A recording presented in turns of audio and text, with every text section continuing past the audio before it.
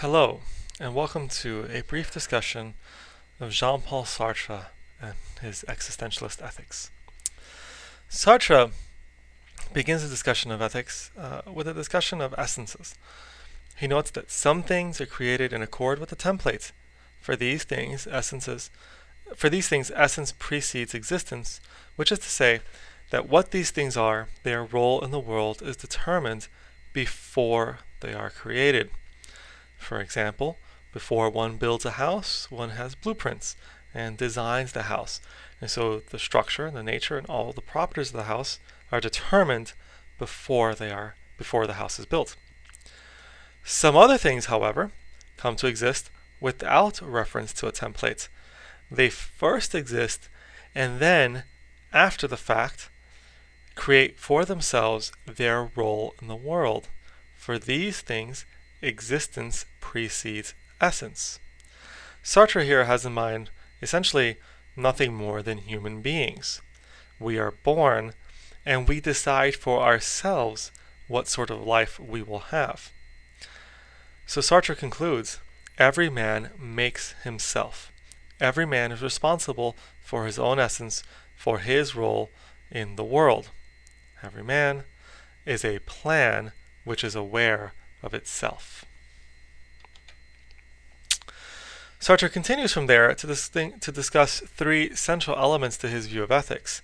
The first element is anguish, the feeling of total and deep responsibility for the choices that a person makes. When we make choices, we are acutely aware of the problems of choosing one option over another. These concerns include, what right do I have to act this way? Is this a good idea? How do I know that I can trust my reasoning on what is or is not a good idea? This kind of anguish is most evident when our obligation to others is most evident. So an officer deciding what his men will do during a time of war is keenly aware of the anguish of being responsible for the choices he makes. So is a father or mother for decisions they make for their child.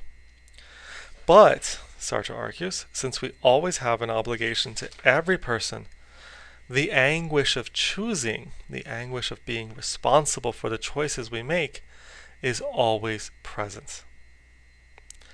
Another element that Sartre discusses is forlornness. He describes this as the realization that God does not exist and we must face all of the consequences of this. Certainly, that God does not exist means that anything is possible.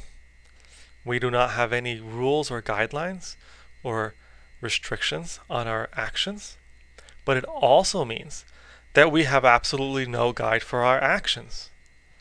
And so we are forlorn because we live and are condemned to act without any guide or advice or excuse for our actions. We have no one we can turn to or nothing we can point to make our lives easier. We are forlorn because we are free. Now this might sound like a particularly odd thing to be forlorn about, but consider that if I were to assign to you an essay and I just said, write an essay, and it will be 50% of your grade, and I refuse to give you any instructions beyond the command to write an essay, you would probably feel fairly forlorn. You would be upset. You would be worried because you would not have a word count or a topic or even a due date. So notice when a professor assigns an essay, the more instructions he gives you, the more filled out the guide, the better you feel, the easier it is to act the right way or to do the assignments in the right way. So without God, without any moral authority of any kind, we feel adrift and forlorn.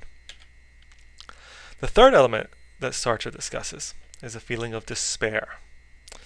We despair because we realize that we are limited to doing those actions and considering those probabilities that are immediately relevant and no others. We cannot effectively consider the extended ramifications of our actions. We simply don't know what will happen in the future.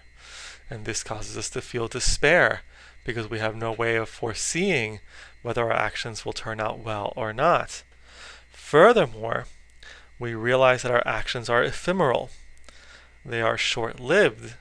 We do not impact the world in any appreciable way. We can't fix things to any appreciable degree. And finally, the ephemeral nature of our actions offers us no hope for an easier future.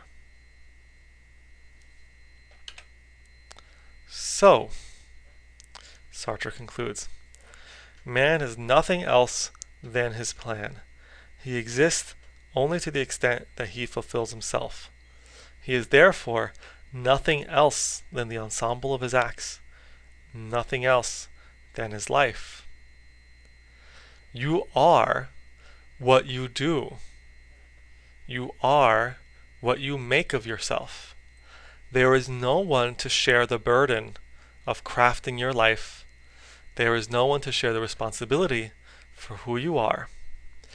We are, in an odd twist of fate, in an odd twist of phrase, we are condemned to be free.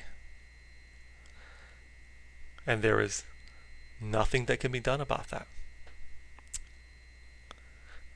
This concludes our discussion of Sartre's view of ethics, and specifically his existentialist view of ethics. Thank you for listening. Goodbye.